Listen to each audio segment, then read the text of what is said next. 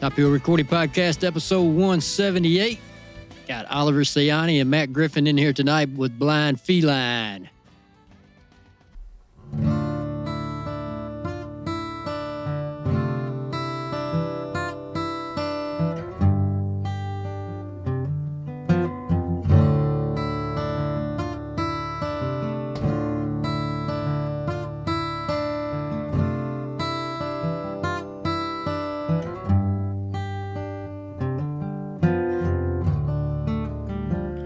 Well, I'm a wanted man in Bristol on account of burglary.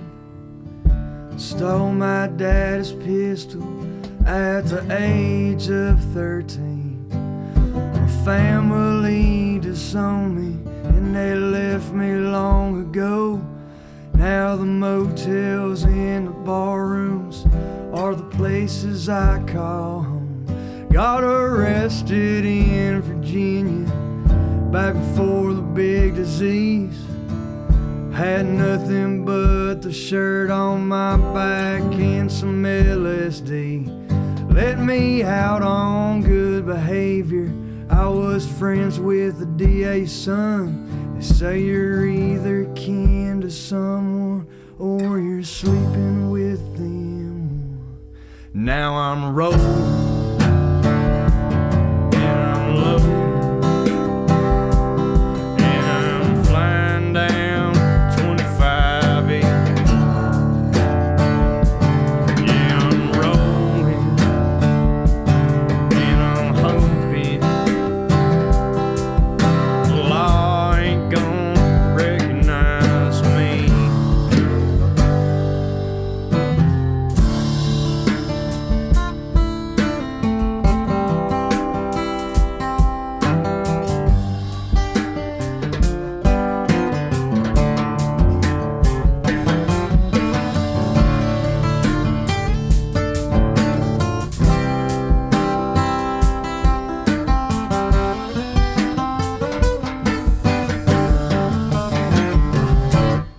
Well, I was headed down to Georgia with a kilo of cocaine. Got some moonshine in a truck bed, now it's flooding down with rain. So we stopped down at a motel and we checked in for the night. Started as misunderstanding, quickly turned into a fight. Old Stretch Johnson wanted money that I didn't even have. Then he grabbed that sawed-off shotgun and maniacally laughed. So I reached down for my belt line, Smith & Wesson 45. Shot out like a screaming eagle on the ride into the night. Now I'm rolling and I'm loaded. And I'm flying down 25E. Yeah, I'm rolling. And I'm hoping the law ain't gonna recognize me. Yeah, I'm rolling. And I'm loaded. And I'm flying down 25E. Yeah, I'm rolling. And I'm hoping the law ain't gonna recognize me. Son, I'm rolling.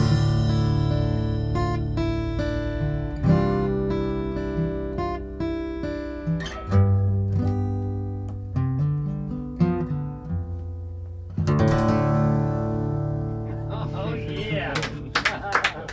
Yeah, man. Nice. That's a way to open. Yeah. All That's how right, you Matt do and it. Oliver, welcome back to Top Hill, man. Good to be here. Glad to be back. Been a little bit. And thanks for the CD. Heck yeah, we got The CDs. newest record. We got a You cigar. got that? You got that, Brent? Yes. Kentucky Feline. Awesome.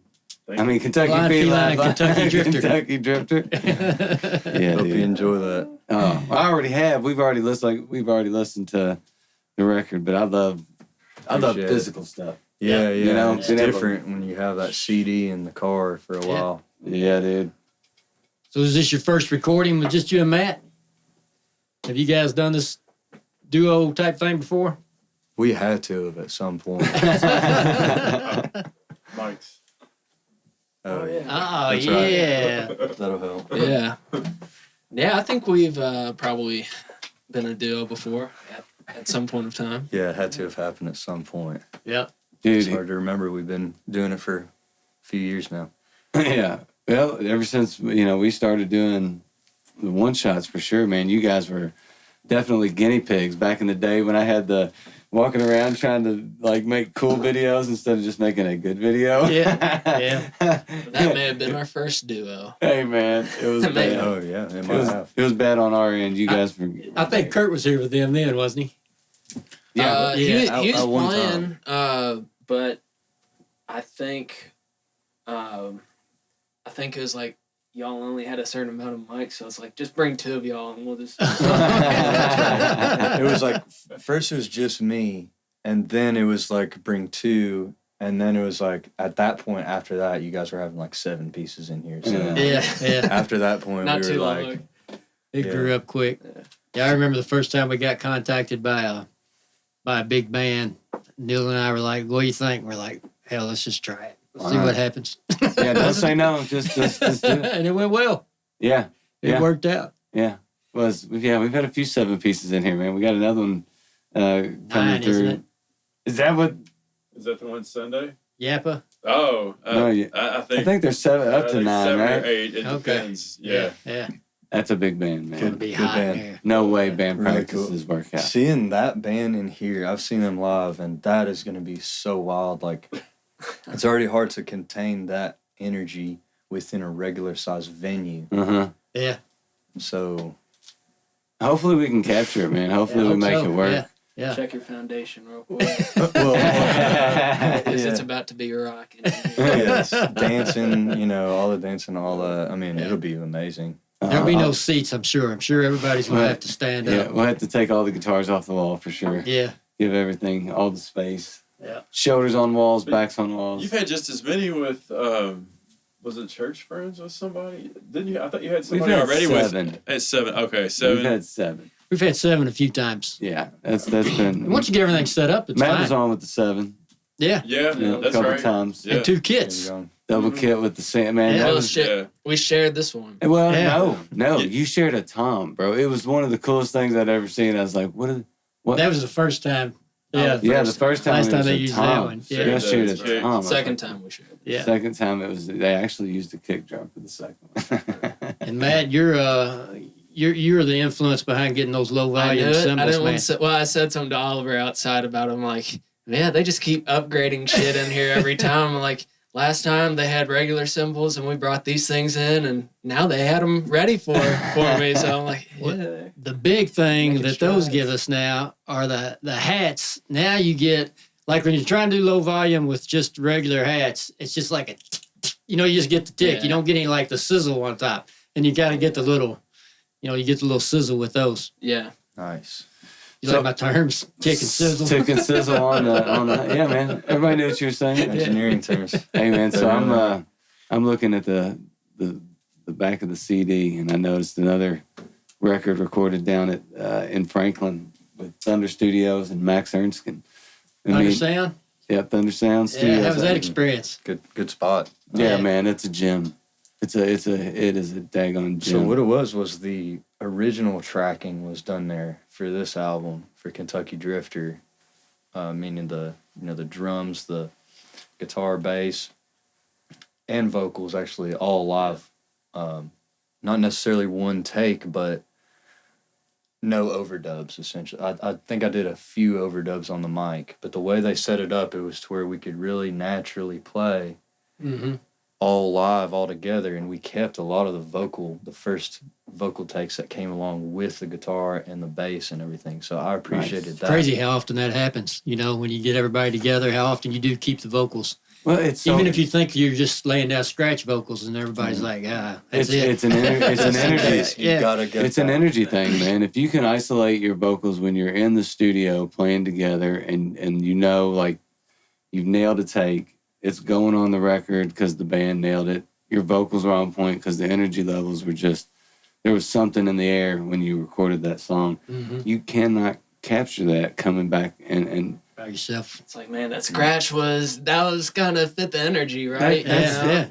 I think, you know, like, maybe if you are a vocalist to where you're walking into a studio, you can manufacture that type of energy by listening to the song enough and getting what you're going to do. But I don't know, man. I think there's something with, like, being in a band. Maybe that's why music from old school days is so good. Because everything is, dude, if you had, you know, I'm thinking like Georgia by Ray Charles with the orchestra behind him. That's one take, dude.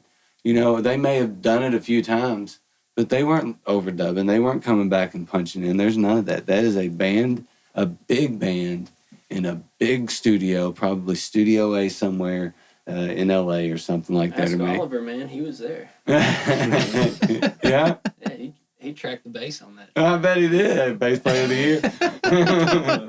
Yeah, man. It's crazy. Chad Atkins down there in Nashville.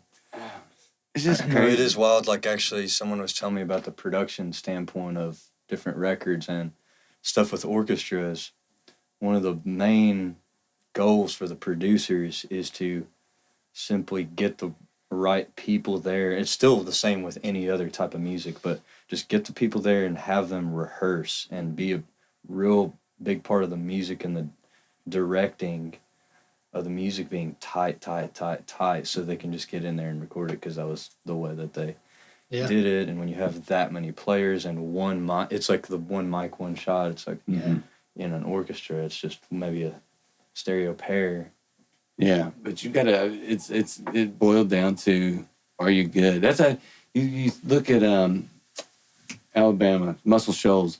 Those players it was the same guys. It was a bunch of the same dudes, and they could just, there was something to it when they got together and played, and, you know, they could create that energy, and I don't know, man. I like thinking about record recording and the ways that it can be done in home studios and layering stuff, and you can always get to some finished product, finished song, no matter how you do it. But there's so many ways to do it, you know? Yeah, there was something I saw on Instagram. I think you maybe sent it. I can't remember who the female vocalist from, like, the Motown era was talking about recording back then. And she was saying, basically, today is like cheating. Like, you don't have to be good. She said we would have to get mentally prepared and rehearsed and tight to go into the studio, and you had to be on your A game to get that recording right. Mm-hmm. And if you weren't, you didn't make the cut. Like, it didn't get done. So she talked about how she would mentally get prepared for a recording session, and then Do you think more with her artists band to go in and be tight and nail it and knock it out? Do you think more artists are moving back to that? Trying to record that way? It seems it's like it. Everybody was like into the, I guess, all into like the DAW system on your computer, and people still do it. But then it's like, oh, I'll drop.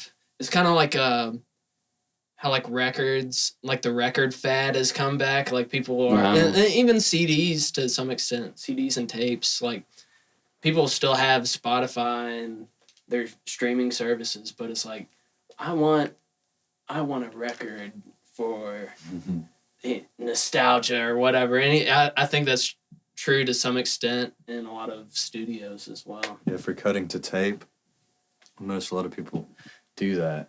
Yeah. But it's actually kind of cool, because I don't know if we'll ever get back to like the complete necessity of that level of musicianship in the studio, because even with tape, you can run it back to digital and then edit things and all that. So the necessity might not be there, but something about the tape people like and the vinyl, and I think from aspect of craftsmanship and musicianship, we all wanna be on that level where we're able to do that, where we can cut a track first take and stuff like that. And a lot of the time, I'm in this weird balancing act between being a perfectionist and being completely a creative, just blowing in the wind. Yeah. And a songwriter, where there's no rules. And I kind of been leaning more to that side because I'm like, there's some leeway now. People could fix this, this mistake on it or whatever. Or this sounds more raw and natural than something that would be polished and corrected. It's going to sound like. It kind of depends on what you're talking about exactly. You could go ahead, Matt. I was just gonna say that's like it's like great talk. Like there's average, good, great, and like legend talk. Like people have certain mindsets, and it's like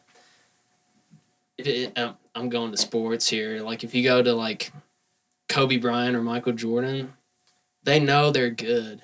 They know they're great even, but they're not worried about these big fuck ups. They're like, I need my elbow in half a centimeter, and that's gonna make my shot perfect. And it's the same with like music, and that's kind of where I was getting at with kind of how you're talking about like blowing in the wind, just all creativity. It's like, yeah, you're a perfectionist, but it's like, no, I can play this stuff, but like just those small little things, like that's what I'm gonna work on, and that way I can be a one-take musician, It kind of goes too along with what you guys are talking about and what Neil was talking about with the feel you get. You hear in sports all the time about a player being in the zone. You get in the zone, and if you're in a studio and you're playing music, you can do the same thing. You can get in that zone, but it's a whole hell of a lot harder if you're stopping and you're cutting in and you're coming back. You miss the flow. And that flow, whatever that is, it comes out on the recording. Yeah, that's a big... Nothing bothers me more than that, like breaking up the flow. It's got to have the flow. I mean, I totally agree with you, Matt, where we got to really nitpick ourselves until we're in the, until we're there. And there's only a point. You get to a certain point. It's practice. That's it. Yeah. But yeah, it's all about like that little preparation stuff, beforehand. And then you get into that kind of flow of creativity in the zone, right? Like when the pressure's on, when we get into the studio and the lights turn on and we have to do it and we're on the clock and everything, then it's like time to just like flow it out. And that's what we've done. Like all the recordings that we've had, we kind of floated out and did a few takes of all of the stuff and tried to get it as good as we could. And it goes with the detail in advance, yeah. Oh yeah, all those times. Remember that karaoke machine we had? Yeah. We used to cut little cassettes.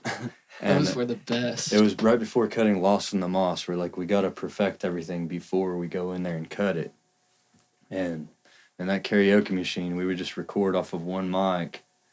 Onto a little tape. Onto the tape. And somehow we haven't found them, but like, I swear in that preparation process, there was some like flow moments of certain jams where I was like, I wish we could find that tape because it almost was better than Lost in the Moss itself. Some of those, that's like such a like... It'd be awesome to put those out. Like 20 years later, I'm like, holy crap. The lost tapes. The lost in the moss. The lost in the awesome. moss tapes. You guys got to get digging in your drawers, man. Yeah. Karaoke tape. I mean, music, I was just kind of thinking about the process with music. I got lost for a second while we were talking there. And I was just like thinking about the process of writing a song and putting out a song and how musicians do it compared to maybe other art forms. I always bring up comedy. I always do it. And I'll do it again. Like they go work rooms, build their set, so to speak, do their tour, nitpick their word choice, and sharpen that sword of that set until they're, if they're fortunate enough, big enough to make an hour and release it or whatever. And in music, it's much the opposite to where you write your songs, you bring this stuff out, and then you play it, and then hope the crowd interaction likes it, because really, you can't. Nobody changes a song after they record it, right? So I wonder if, like, if you set on some stuff, wrote some songs, went out and played it, kind of see how it felt, if it would change the way you write I really when like you record that song. that thought. You know what I mean? I'm just sitting here thinking, I'm like, Write the songs by going out and playing. you go out and play like just the chorus, and then you stop, and people are like, "Dude, come on, I like that. Like, why'd you stop?" And they're like, "All right, the chorus is good. The chorus is good. All right, You're good. now you're gonna like play a verse, and Bad then news. stop and see if people clap or not." And Hey, you're like, what- "No, that verse sucks." What I'm moving about, to the next verse. what about the second verse? Yeah, I don't have a second verse. I don't have any second verse. I never thought about that. But yeah, comedians get like immediate feedback though. Mhm. Like either people that laugh or they're like dead silent. So yeah, I guess you know right away. Like Yeah. and you can keep It working might and depend changing on that. where you're like, I guess taking that approach, but like in a musical setting too. If you're like a house band, or if you're like have a residency somewhere, I think you could really test the waters in that kind of approach. It's like, okay, I'm gonna play Roland, but this time I'm gonna play it in this key, and this time I'm gonna play it like I might play it this speed, and like you can change small things about it, and like yeah. it kind of like your verbiage, I guess, and Yeah, and just kind of, you comment. said, I maybe I said nitpick or perfect the stuff before you went into the studio. Mm. You know, I just wonder if maybe you did that and took time That's to develop it, and then went into the studio with it. Maybe, see, my problem is like if I write it, when I write a song, as soon as it's on paper, it's done. Like there is no changing it for the most part, because the melody line's in my head, the chord changes are in my head, everything's there. So I don't know if I could record something and then allow myself the flexibility to take it out and mold it based on, is it really a good song, or did I just like it at the time? I don't know. I think It's- part of it, I think you get stuck in your own head sometimes when you're writing songs. And Yeah. I'll do that.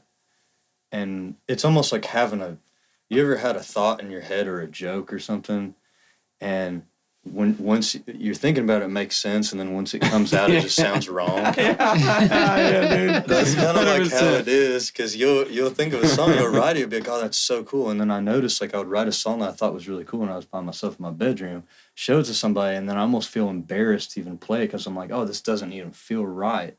And part of that was just working through the confidence of it. But I noticed with acoustic shows especially, you can really tell how the audience is reacting to things. That's why it's also very vulnerable, Mhm. kind Yeah. of more sensitive. When it's like a band, you can be rocking out, or you can be changing the dynamic so much that it's like it gets your attention, you're dancing, you don't really care. But if you're acoustic, you're being analyzed kind of. And I've noticed with the acoustic shows lately that you can play a song and look around while you're singing and try not to get distracted by all the weird looks you might get, or good looks, whatever kind, like either way, whether it's positive or negative. And you can kind of get a feel for like what people like and what they don't. I played Roland in a nursing home one time. They understood it, man. They're in wheelchairs. They were around. I mean, they've been around. They've been around the block. And it was funny. I didn't get invited back. I didn't get invited back to that one. It was worth it. And they actually had a great time with the little bit of outlaw country, like original songs and a couple wailing and things they asked for. But the people running it were like, we wanted you to play something fast. You say, hey, man, you gotta know what you Read the room. I mean, I'm sitting here reading the room. They look kind of slow. the people working we're saying The that. people working said Oh. that. Yeah, This show's not they don't matter. Well, they do matter, but not in the musical setting. So that kind of sucks. To see if I could feel. You just sing a Johnny Cash And after your record, set list, man. next time you play a nursing Play home. hurt. Play hurt. Hey, so let your local nursing home know about us, so you can book Blind Feline at Hell yeah, dude. blindfeline.com. I got us a gig. I used to work in a nursing home in high school. That was my high school job. Oh, Was it yeah. really? Go. Yeah. What did you do? Just I was in the kitchen dining area. Yeah, served them slop and mush. I bet Yeah. you were a good boy, Matt. Matt's a good boy.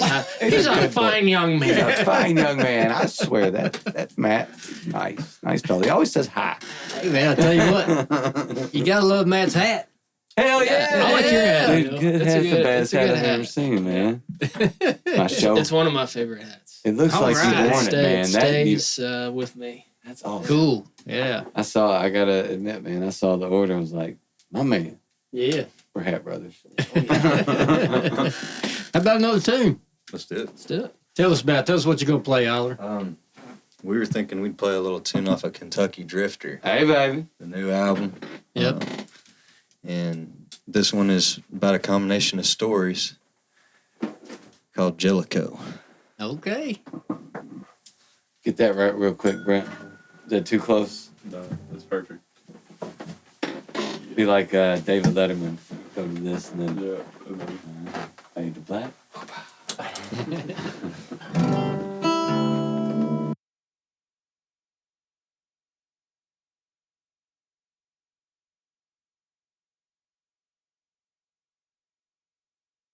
Jellicoe. 1, 2. Red Bull cigarettes and Adderall. Feel my wheels coming off the ground. 15 miles outside Jellicoe. Seen that deal go down. Red Bull cigarettes and Adderall. Feel my wheels coming off the ground. 15 miles outside Jellicoe. Seen that deal go down. My good friend Steve Shea and Lucinda in the Shakes had me working on the farm for a while. Having tended to the cows, built barns, and smoking loud, singing songs about my mountain rebel style. Well, I love to shoot some guns on the day of shining sun, prowl around a sycamore tree. They doing Jellicoe, shot a jack and smoke a hole. In the morning I'll be flying in the breeze. Red Bull cigarettes and Adderall. Feel my wheels coming off the ground. 15 miles outside Jellicoe. When seen that deal go down. Deal go down. Deal go down. Seen that deal go down on the mountain low. 15 miles outside Jellicoe. When seen that deal go down.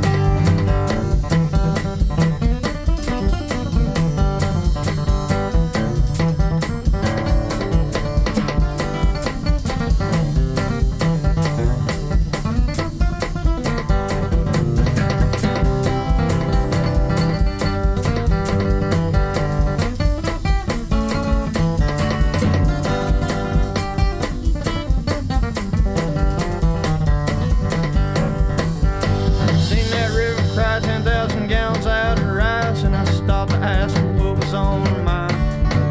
Said that Mother Nature had a bullet in her side, should be trying on, but I think that she might die.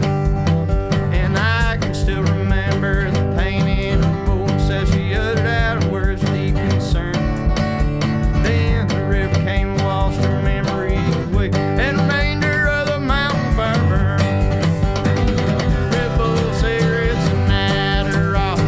Feel my wheels coming off the ground. 15 miles outside Jellicoe. Seen that deal go down. Red Bull cigarettes and Adderall. Feel my wheels coming off the ground. 15 miles outside Jellicoe. Seen that deal go down. Deal go down. Deal go down. Seen that deal go down on the mountain low. 15 miles outside Jellicoe. Seen that deal.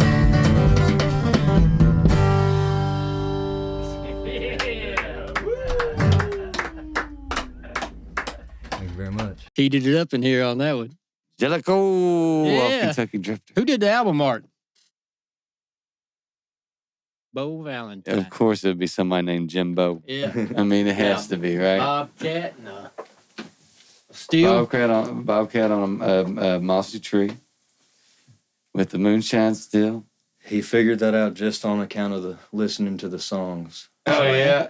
It kind So of you didn't tell him what you wanted? In the woods. it kind of just fit right in. He already knew. That's beautiful. Yeah. How do you know him?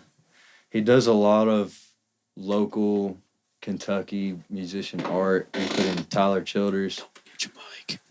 Oh, that's yeah.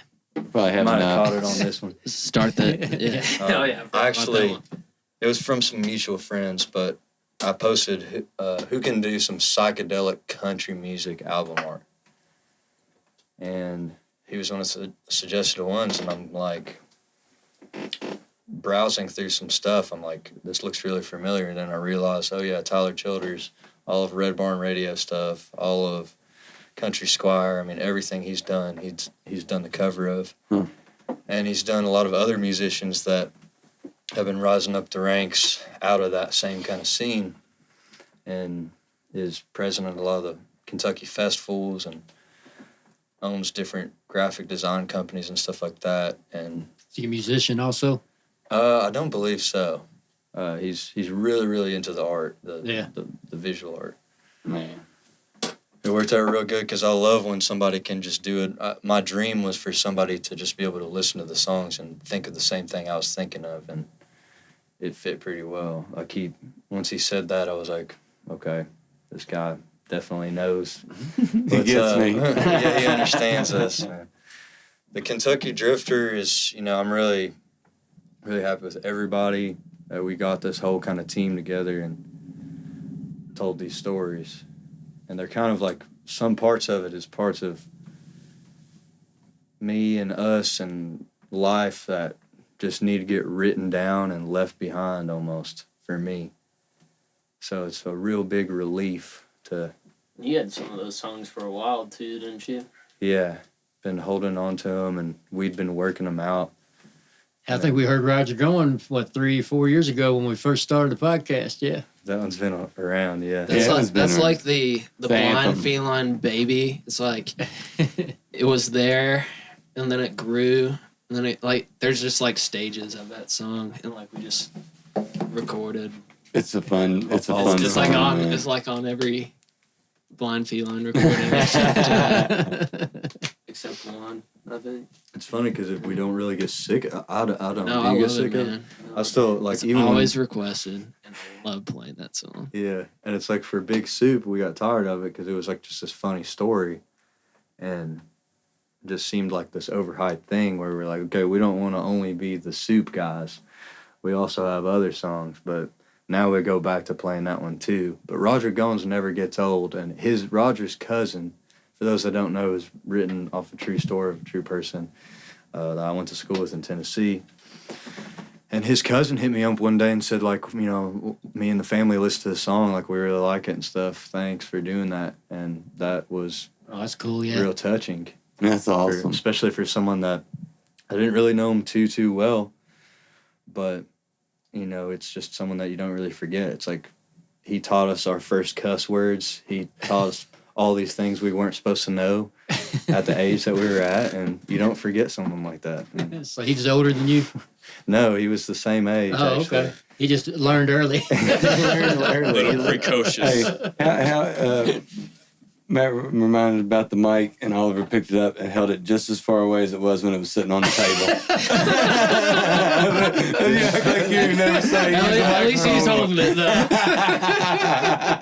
He's like, I'll hold it, but I'm going to hold it out here.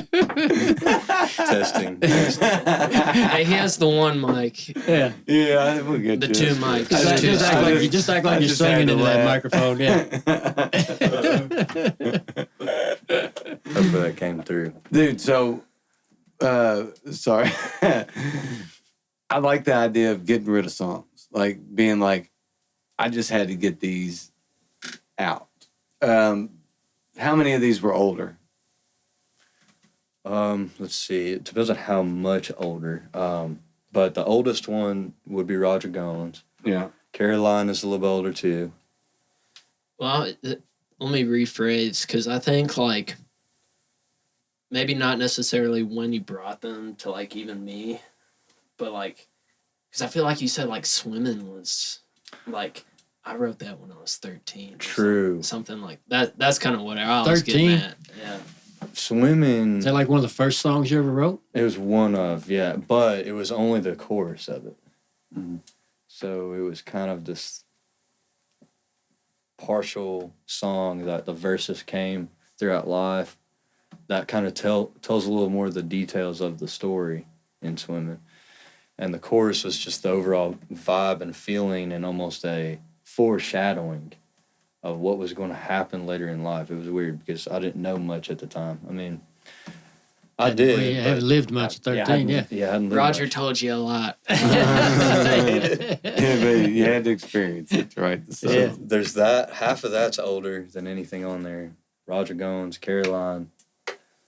And then what's left is Rolling, Good Vacation, Kentucky Drifter, and Manic and Buck, Feel your love tonight. and Feel Your Love Tonight. Feel Your Love Tonight's actually old. And I just hadn't brought it out for a minute. It's my favorite song. It's my favorite song. I love it. Yeah, it's a good one. There's That a one story threw behind everyone. that one too. Oh, yeah. You want to tell it? Well, I work with I work at a music program, and we wanted like some gospel background vocals on this song, and I'm like, oh, that's perfect. Like the lady that sings at my work, she's a gospel singer. She teaches choir, yada yada yada. I'll ask her, and she's on board. She's 100% on board. And she's like, just send me the lyrics. And like, it's like the week before or something that sent her the lyrics. And I guess she's a good Christian woman because she's like, I'm not going to sing the song anymore after reading the lyrics. I was so disappointed. I'm like, damn, I was a little upset because she's a phenomenal singer.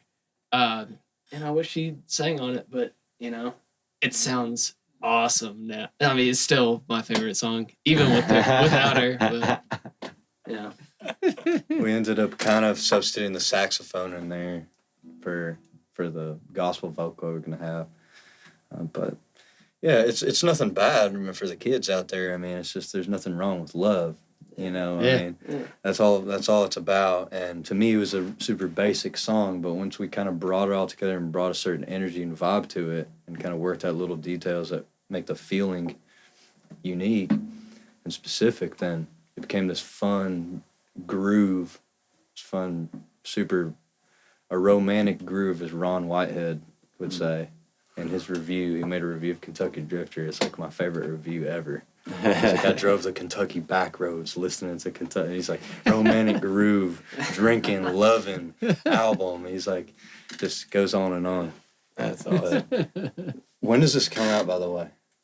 Oh, I don't know. About a month out. Yeah, Yeah, probably we're about to 3 or go 4 down. I was weeks. going to say Gonzo Fest is this weekend. Oh, yeah. Definitely. By that time, heck yeah, Gonzo Fest. It was the last one.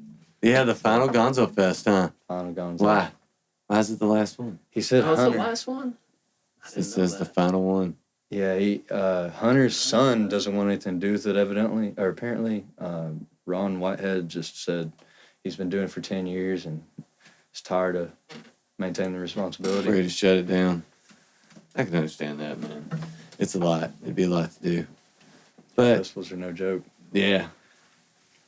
Top Hill Fest. Talking about Top riding the Fest. roads of Kentucky, I was telling Oliver when we went out to Penn Run to golf. That's what we listened to on the way to the golf course. It was Yeah. Kentucky Drifter. Kentucky Drifter. It was riding through a Kentucky neighborhood. Yeah, so we listened all the way 1 to 10. Dude, I can't wait to put this in the car. I love listening to records in a car, man, and real CDs. Yep. 2011 CRV, baby. What's up? They don't even put them in new cars anymore. I know. CD players. It's weak. What are you gonna do? I understand it. You got to be in an old car driving around Hell with yeah. Kentucky Drifter in to get that experience. And that's probably the best way to enjoy this album. To be honest with you. In a car. In a car, let it guide you on your adventures. There is There car you go. music.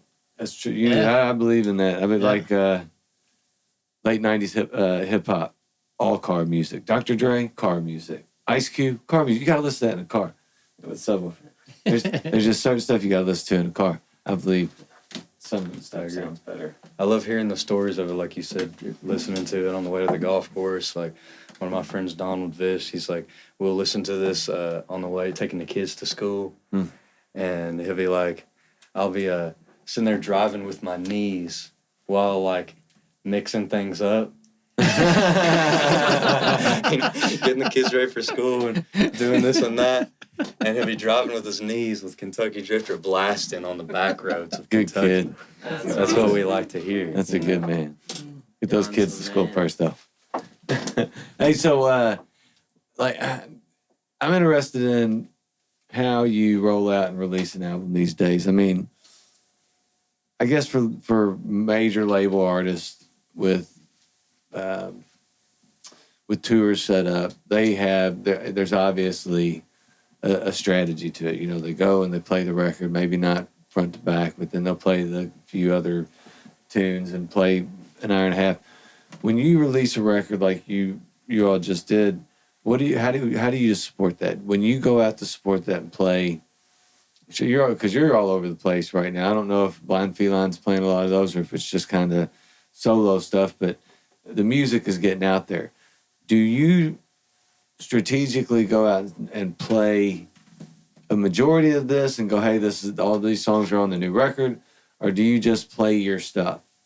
You know, because I don't kind of like, you know, I have a song called I'm Fine that every time I've ever played live, I've played it, and I know that I'm sick of it at this point, and I'm sure any of my family members are probably sick of it, and all my friends are probably sick of it. Nah, we love it, man. But is there a point you retire We're fine. those songs and move on and go, all right, well, we will break these out from time to time, but right now we're playing to support this record that just came out?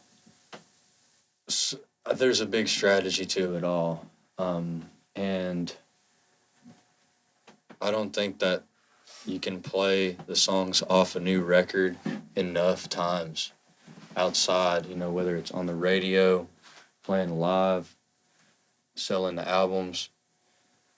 I mean, it was kind of like, you know, we might be sick of it from sitting there woodshedding it all, but a lot of people haven't heard it, and we have to put our ego aside and just get it out there, and we're independent, so it's a lot of legwork, a lot of pre-production, pre-planning, and getting out and kind of touring around the region and continuously hitting, striking while the iron is hot with these particular songs. But, man, you know, we love playing music and have a lot of songs that we can play, so we can play all these set lists with different type of stuff and not have to get tired within ourselves of music, right? I feel like we play, you know,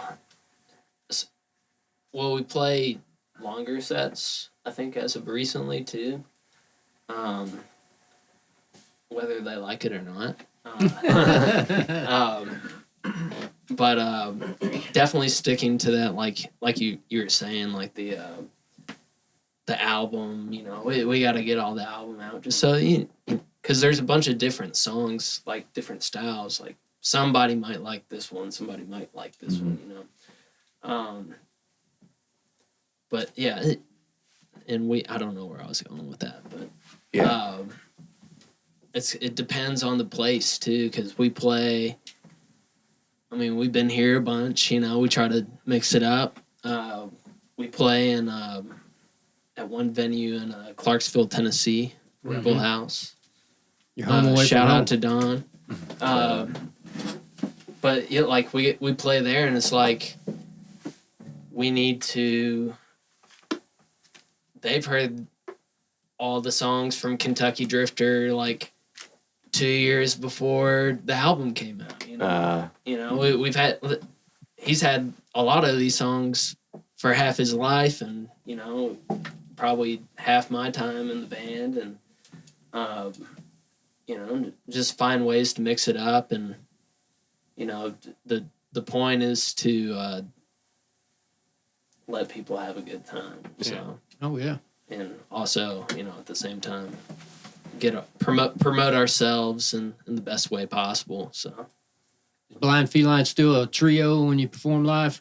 Yes. yes. Okay. We just underwent a change in the lineup. So that's kind of why the two of us are here now. But we've now currently found a solid member on bass, Dylan Forster, who's been around the Kentucky scene a good bit. And we had a little minute there where we were playing with a bunch of different people, and we still have fill-ins because we're in that transition phase. But yeah, he's a good one, and he's a jammer. Shout out to Dylan. Shout out to Griffin Cobb too. Yeah, Griffin Cobb also played a bunch of shows with us. Dylan's our go-to, and Griffin is our all reliable too. Our hired gun. He is always ready if Dylan can't make it. So. And he likes being a hired gun. He's kind That's of his thing. all over the place. Yeah. Can't get bored. And bass players got Was good. was he here? Because he does church friends a lot. Did he play bass? Griffin Cobb? Yeah. No, Name sounds familiar. I don't think the bass player. No, that wasn't his name. I can't remember the bass player's name that was here. He's but good with names. I couldn't tell you. Okay. I had Brandon on my mind, but I don't think it It's was probably Brandon. the original guy, Yeah, but yeah. when he's not there, Griffin sits in. Connor, I think. Connor. There you Oh, go. yeah, It's yeah. Connor. Connor was here. Yeah. I never heard of it. Yeah. Yeah, you remember that. Connor Hildebrand. God Right? bless, bro. Is that right? I think Hildebrand? Yep. Yeah. I remember them boys. See, they played in my basement a long, long time ago. I remember like one of the older, version of that band, like the original version, where they were into that funky psychedelic stuff. And that was around the time I met Matt. We had a house venue in the south end of Louisville in a really bad neighborhood, which was perfect for us.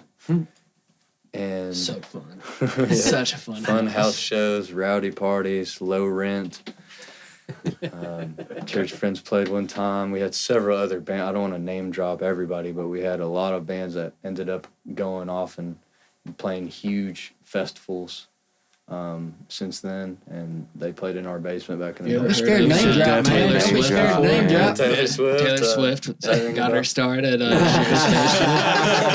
Shears She was back in the, Station. Now in she's the selling Louisville tickets basement. for $3,000. That's the cheapies. That's hilarious. So church friends, they're becoming a friend of the podcast because we struggled. We wanted to get hip hop artists in here and get some more rappers in, but they always wanted to bring a DJ. We're like, it just doesn't fit what we do here. We're live music, no recorded tracks. And church friends, they've been willing to play with anybody. Yeah. They said, just send them our way. We'll back them. We'll be their They're backing awesome, band. man. Yeah. Heck yeah. Yeah. And they're really good. I like how they've transitioned into that. Mhm. Like It is fitting for them, Mhm. because they were on Creative Native Records. Mhm. I think, yeah, and that's like all like hip hop, rap stuff. Yeah. It's just like, yeah, it makes Yeah, it's sense. super- Yeah. we were actually involved quite a bit in like little rap scenes and stuff as we were going up. Like it was really We who? You and Blind Matt? Feline. Blind I Feline. mean, Yeah. it's weird because, and even before Blind Feline, I mean, it was like just discovering all the different layers of the scenes of Louisville and how many different genres and things. And I was trying everything. And actually, we kind of were into like a heavier scene during the time that we were having those house shows and stuff.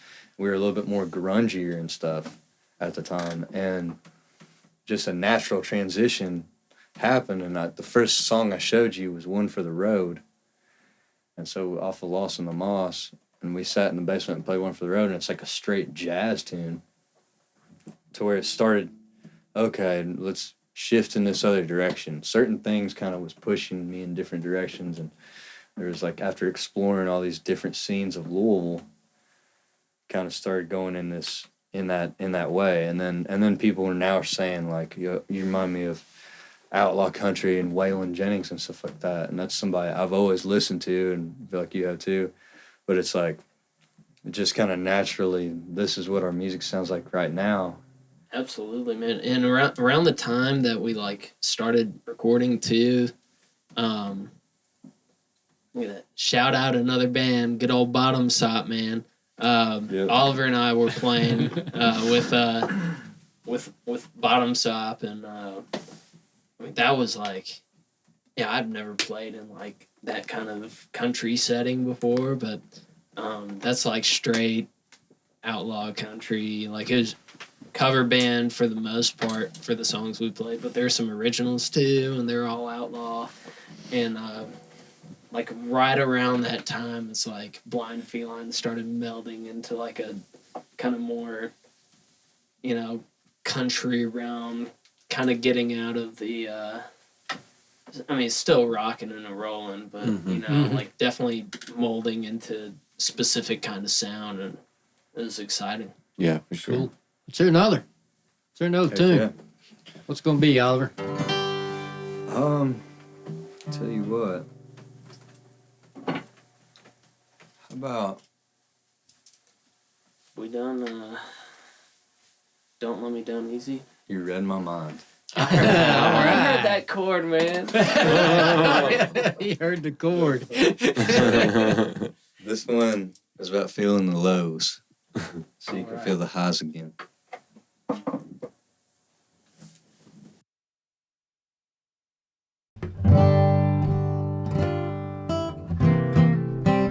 Don't let me down easy, don't let me down slow. You can take me to the top of a mountain, throw me in the snow.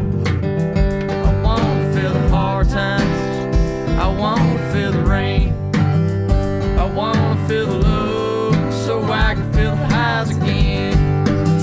Don't let me down easy, don't let me down slow.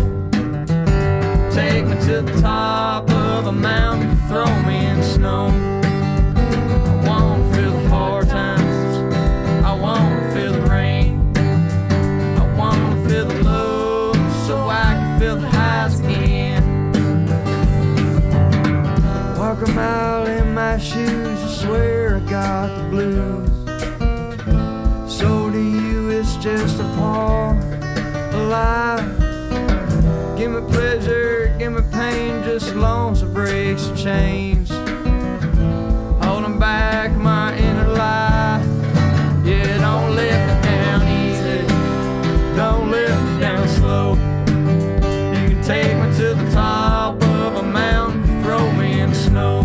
I wanna feel the hard times, I wanna feel the rain, I wanna feel the love, so I can feel the highs again.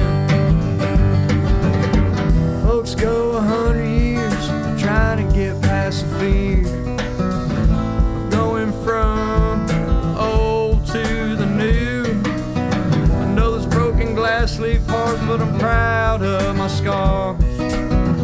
They get me one step closer to the truth. Don't let me down easy, don't let me down slow. You can take me to the top of a mountain, throw me in the snow.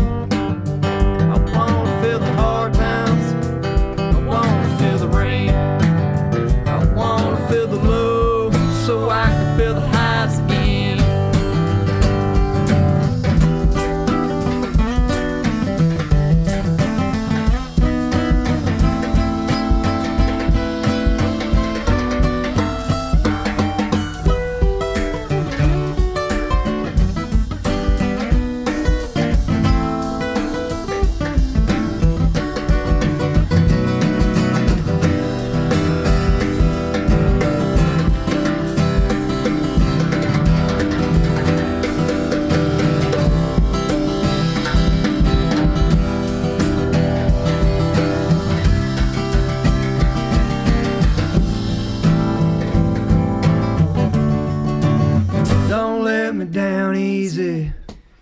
don't let me down slow.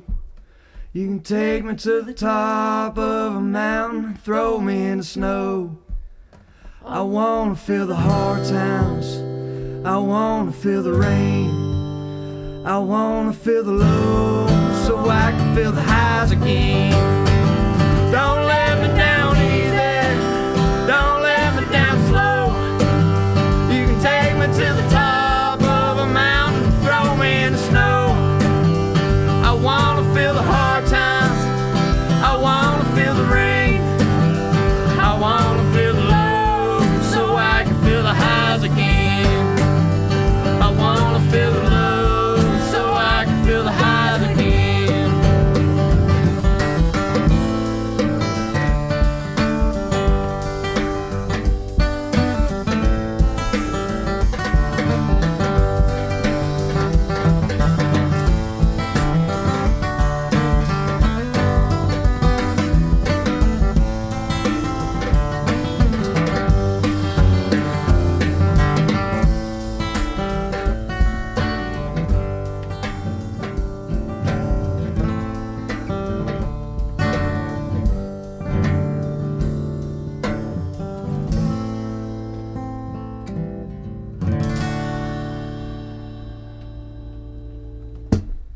I wanna feel the lows so I can feel the highs again.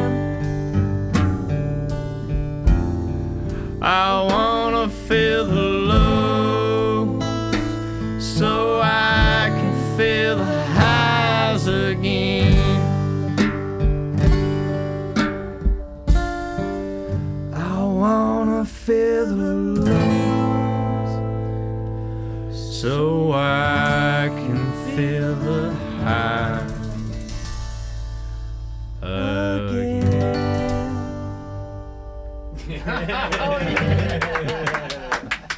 Yeah, man. That's great. That is Awesome. nice. Excellent. Excellent. All right, so our listeners that want to follow Blind Feline, where do they find you? Check us out on Facebook at Blind Feline, Instagram, Blind Feline Psychedelia. Check the mail. Yeah. We'll Get on the newsletter. get our newsletter. You know, come to our shows. We'll be there. Everybody, Where can they everybody buy these supports the hard internet. copy CDs? You can buy them off of Bandcamp, and you can buy them off of at our shows. at our shows. Yeah, if you're gonna follow us, just come to our show. out. That's the reason why. I mean, yeah, we post funny stuff, especially on our story. For all you Instagram Blind Feline Psychedelia followers, you'll see some funny stuff on there. But the main reason is we're gonna tell you our dates so you can come out and see us live. Absolutely. That's it. Awesome. All right, man, we got to have you guys take us out with one last song. What are you going to do for us? Sweet. What do you want to do, Matt? You want to do swimming? Yeah, swimming, yeah. Wrote this when you wrote the chorus when you were 13, right? Yeah.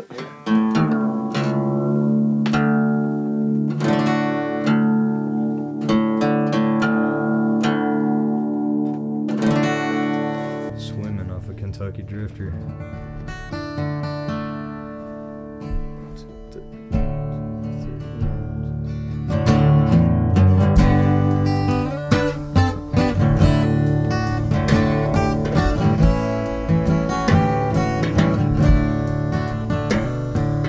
I was once walking down a long vast highway as I gaze upon the gods in the skyway.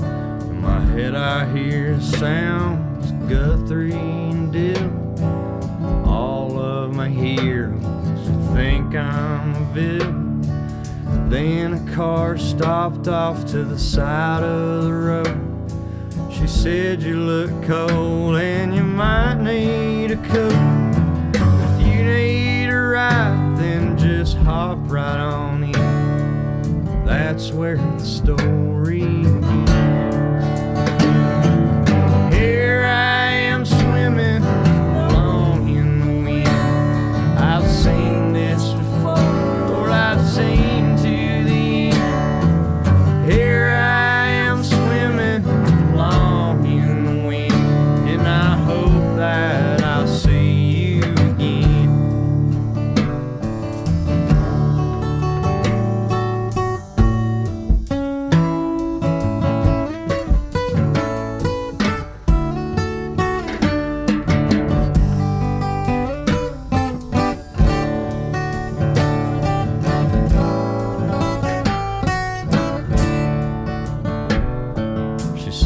was too young.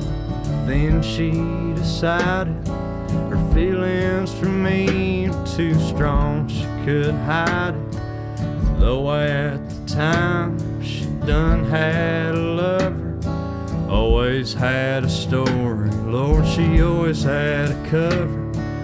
I've seen this picture too many times, making my move, Lord, just staying around. Then comes a day that the flame dies away, and there ain't nothing more left to say. But here I am swimming along in the wind. I've seen this before, Lord, I've seen to the end. Here I am swimming along in the wind, and I hope that I'll see you again. Here I am swimming along in the wind.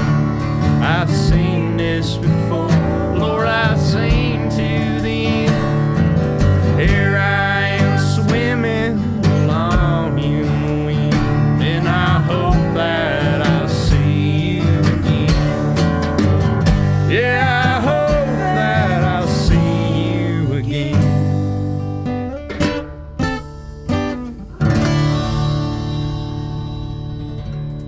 All right. Thanks for coming out and chatting with us again. Thanks so fellas. much. For having us.